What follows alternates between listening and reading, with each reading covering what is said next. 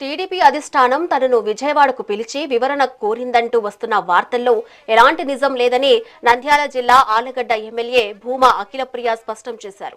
Party నుంచి తనకు ఎలాంటి అధికారిక సమాచారం రాలేదన్నారు.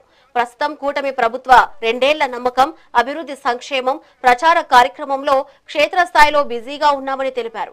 బోండా ఉమా అంశానికి, అహోబిలం ఘటనకు తనకు ఎలాంటి సంబంధం లేదని, కొద్దిమంది ఆధారాలు లేకుండా ఊహాగానాలతో దుష్ప్రచారం చేస్తున్నారని ఆమె మండిపడ్డారు.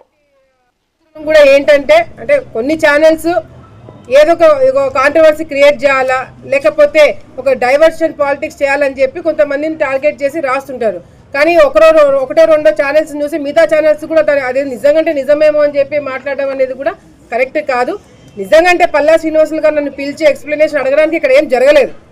సో జరిగిన ఏదైనా ఉంటే మాత్రం తప్పకుండా నేను వెళ్ళి ఎక్స్ప్లెనేషన్ ఇచ్చడానికి ఎటువంటి 1 మినిట్ కూడా ఆలోచించడానికి ఎటువంటి ఉద్దేశం కూడా ఉండదు. ఎందుకంటే పార్టీ అందరికీ సమానమే.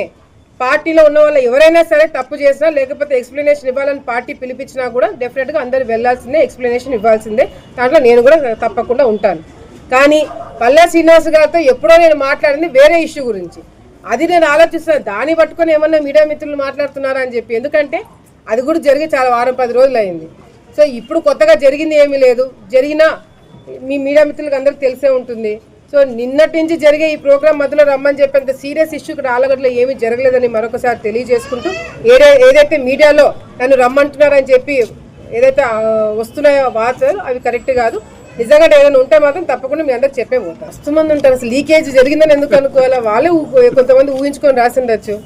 భూమా అఖిలప్రియ ఈరోజు ఇప్పుడు మన జిల్లాలోనే ఏదైనా జరిగినప్పుడు ఫస్ట్ స్పందిస్తున్నాము, మాట్లాడుతున్నాం. దాని గురించి వైసీపీ నాయకులతో పోటాపోటీ ఇవని చెప్పి ఇచ్చేస్తున్నాము. సో డెఫినెట్గా టార్గెట్ చేయాలనుకున్నప్పుడు మా పేరు ఫస్ట్ ఉంటుంది. ఆ పేరు ఫస్ట్ ఉంది కాబట్టి డైవర్షన్ పాలిటిక్స్ చేయాలి కాబట్టి మా పేరు ఇంక్లూడ్ చేయడం జరిగింది. ఎందుకంటే మొన్న జరిగిన దాంట్లో సాక్షి కావచ్చు, లేకపోతే గంగుల బ్రిజేందర్ విషయంలో కావచ్చు, ఏదైనా సరే ఒక ఎక్స్ప్లెనేషన్ ఇంకా వాళ్ళ తరపు నుంచి ఏమి సరిగ్గా క్లారిటీ రాలేదు. మనం అడిగిన ప్రశ్నలకి సమాధానం చెప్పలేకపోయినారు. సో అది తిరిగి మన మీద బురద జల్లడానికి, మా మీద బురద జల్లడానికి జరిగిన